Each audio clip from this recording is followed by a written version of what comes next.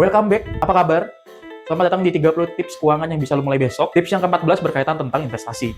Tipsnya adalah, pilihlah investasi yang sesuai dengan profil resiko lo. Gimana caranya lo tahu apa profil risiko investasi lo? Sekarang udah banyak banget platform yang menyediakan jasa bagaimana caranya lo tahu profil risiko lo. Tentu dengan beberapa pertanyaan dan bagaimana lo investasi sebelumnya. Biasanya sih pada dasarnya cuma ada dua ya, ada agresif dan juga konservatif. Agresif itu lo high risk, high return. Kalau misalkan sebaliknya, konservatif itu adalah low risk, low return. Tapi kalau misalkan lo baru memulai atau mengenal investasi, disarankan ya lo tentu masuk dalam kategori konservatif. Bahkan kalau misalkan lu udah investasi udah cukup lama, udah lebih dari setahun, lebih dari 3 tahun, tapi lu nggak belajar lebih banyak tentang investasi, gue sarankan lu tetap masuk ke dalam profil resiko yang konservatif. Jadi misalkan lu udah mulai investasi saham dari tahun 2020, pas pandemi, pas lagi pik-piknya saham tuh naik turun dan lain sebagainya. Lu nabung setiap bulan, lu top up setiap triwulan dan lain sebagainya, tapi lu nggak belajar investasi saham, ada teknikal, ada fundamental dan lain sebagainya, itu lu tetap dikategorikan sebagai profil resiko yang konservatif. Apalagi pada dasarnya saham itu high risk, high return. Kalau misalkan harga sahamnya turun dan lu deg-degan dan lu nggak nyaman terhadap investasinya,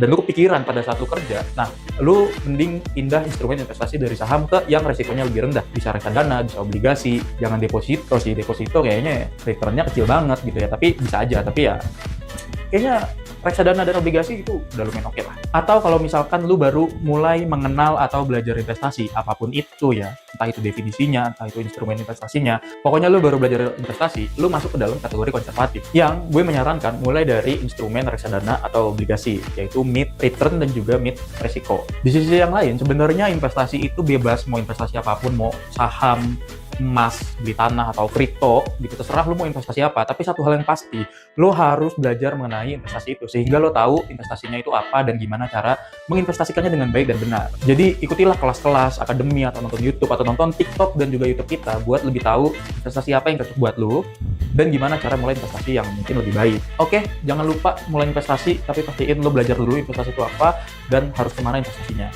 Tonton video lengkapnya hanya di YouTube We Are Broke.